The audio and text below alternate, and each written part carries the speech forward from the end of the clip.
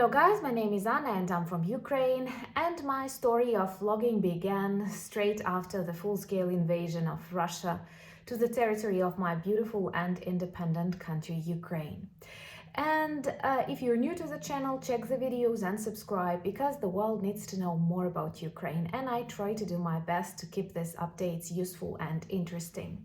And today I want to discuss with you quite a scandalous and sensational address of Prigozhin, who is the head of the illegal private, or whatever you call it, Wagner army, Wagner group, that now fights in Ukraine but had its experience in Syria, in other African countries.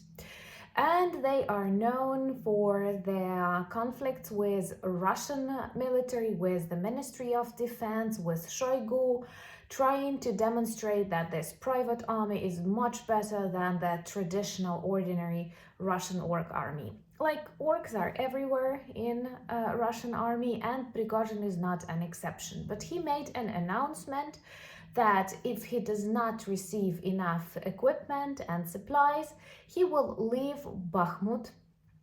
And his address in general is extremely interesting because he begins with the demonstration of total disrespect to Russian military forces, saying that special military operation failed. Well, this is true.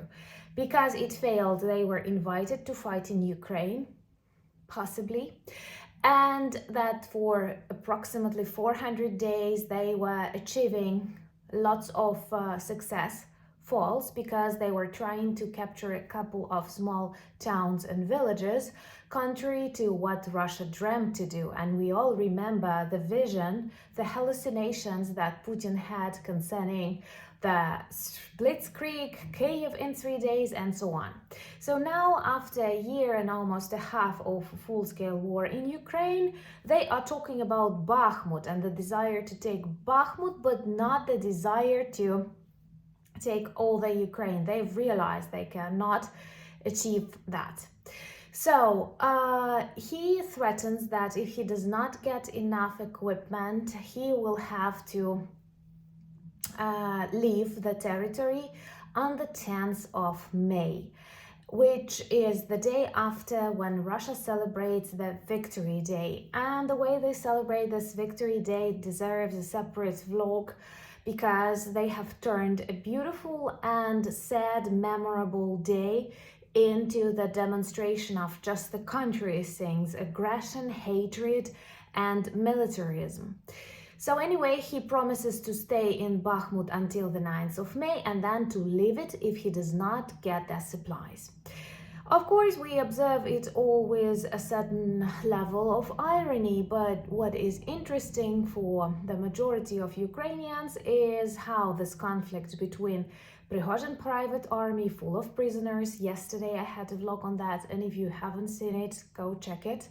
So how this private army of Prigozhin will continue its conflict with the ordinary Russian army, whom Prigozhin describes and names in his address as cowards, totally irresponsible people who are not able to conduct the war. And I think that this level of disrespect published online definitely shows there are lots and lots and lots of problems inside Russia. Some even said that Prigozhin has presidential ambitions. I honestly doubt that, because in Russia, if you have any presidential ambitions, you do not live long. But we'll see it. And another more realistic background and reason for that announcement of his may actually be the fact that they lack people. They lack these prisoners that they hire. They lack people who want to join Russian army or Prigozhin army, because they lose hundreds and thousands of them daily. We all know that the number of Russian soldiers who came to die in Ukraine and died in Ukraine is actually huge. I have even come across one joke, a meme on Facebook, which is very much true. It is a portrait of General Zaluzhny, who is our head of the military, and where he says, the army, Ukrainian armed forces, where he says that it turned out that all the Ruski lands in Ukraine are 2 meters below the ground. So that is where the majority of them stay or spend some time.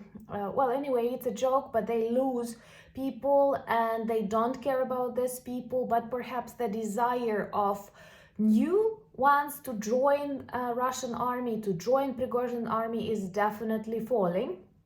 That's why they will continue with always to mobilize new people, but anyway, these conflicts can grow more and more serious, and they are always a plus for Ukraine, because I am happy to see that our soldiers demonstrate respect to the generals, and of course, any military actions, they are always extremely stressful, under huge pressure, and it goes without saying that people can have conflicts and misunderstandings, but it all stays inside, and I don't have any negative feelings towards the Ukrainian army or people who run it, and I think it's extremely important for the morale of people. In Russia, we see just the countries, they are invaders, they are aggressors, they call each other cowards, they do not support each other, they do not, I cannot imagine, for example, a volunteering movement in Russia, so it goes without saying that if a war comes to the territory of Russia, if it ever happens,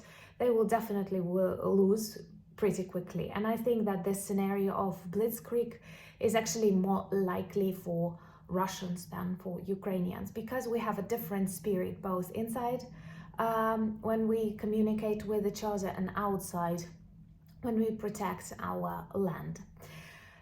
Let's observe what will happen, and we have to be super careful here in Ukraine as the 9th of May approach. And once again, Russians have totally perverted vision of the Second World War, their role in the victory, and the way they treat the idea of victory. Somehow they turn it into a contrary understanding, threatening the world that they can repeat. Let me know, would you like a separate video on the way Russians treat Victory Day? And also I invite you tomorrow for our live stream that will start at 8 p.m. Kyiv time. I will leave the links in our community tab, and also you will be able to follow the countdown on the channel. I'm always very happy to communicate with you. Possibly Sasha, our videographer, will join us, and then see you tomorrow. Thank you so much for buying me coffees, becoming my patrons, and standing with Ukraine. This is extremely important, and we are very grateful to feel your support, and hopefully together we can win this war, and Prigozhin, Russian orcs will leave not only Bakhmut but all the other Ukrainian territories, including Crimea, because Crimea is Ukraine. Slava Ukraini!